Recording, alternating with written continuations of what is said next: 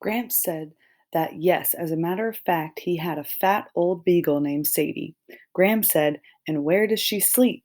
Gramps stumbled around a bit and said, "To tell you the truth, she sleeps right next to me.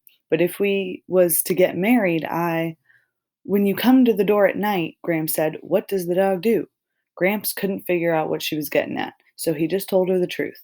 "She jumps all over me, a licking and a howling." "And then what do you do?" Gram asked.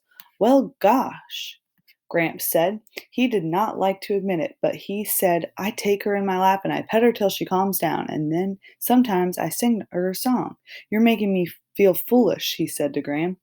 "I don't mean to," she said. "You've told me all I need to know. I figured if you treat a dog that good, you'll treat me better. I figure if that old beagle, Sadie, loves you so much, I'll probably love you better. Yes, I'll marry you." They were married 3 months later.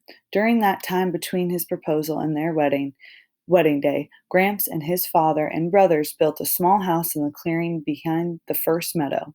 "We didn't have time," Gramps said, "to completely finish it, and there wasn't a single stick of furniture in it, but that didn't matter. We were going to sleep there on our wedding night all the same." They were married in an aspen grove on a clear July day, and afterwards they all they and all their friends and relatives had a wedding supper on the banks of the river. During the supper, Gramps noticed that his father and two of his brothers were absent. He thought maybe they were planning a wet cheer, which is when the men kidnap and the groom for an hour or so. Wait, sorry. He thought maybe they were planning a wet cheer, which is when the men kidnap the groom for an hour or so and they all go out to the woods and share a bottle of whiskey.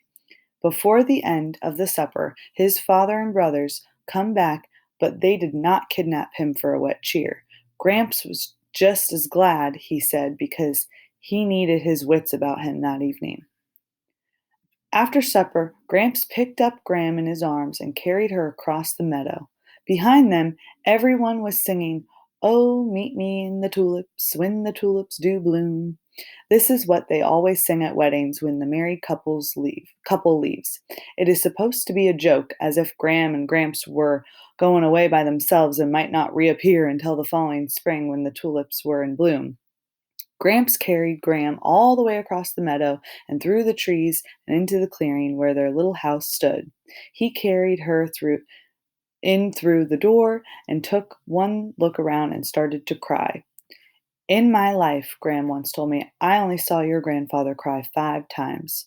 Once when he carried me into the house. The other times were when each of each of our 4 babies was born."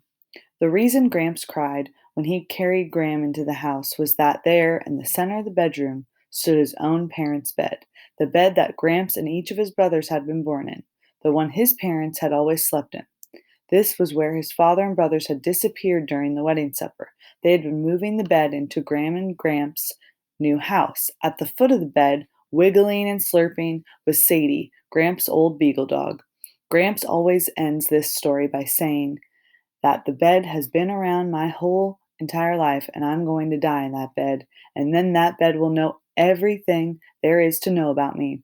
So each night on our trip to Idaho, Gramps patted the bed in the motel and said, "Well, this ain't our marriage bed, but it will do," while I lay in the next bed wondering if I would ever have a marriage bed like theirs.